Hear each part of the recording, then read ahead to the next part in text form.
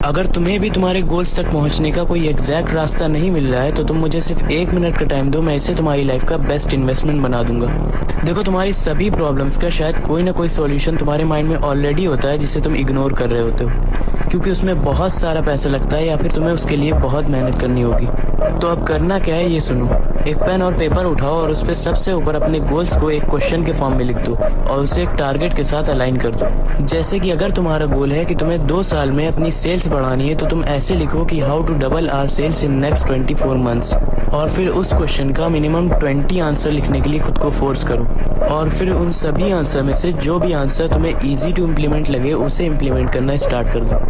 तो अब वो आंसर चाहे कितना भी हार्ड हो, लेकिन तुम्हारे माइंड को वो बिल्कुल भी हार्ड नहीं लगेगा, क्योंकि तुम्हारे पास जितने भी ऑप्शंस थे तुमने उनमें से सबसे इजीएस्ट ऑप्शन चूज किया है। इसलिए तुम्हारे माइंड को फील होगा कि इससे ज्यादा इजी तुम्हारे पास कोई ऑप्शन है ही नहीं, और इसीलिए तुम्हारा माइंड उसे इम्प्लीमेंट करने के लिए पूरी तरह से रेडी हो जाएगा और तुम अपने गोल्स को बहुत ही आसानी से अचीव कर पाओगे।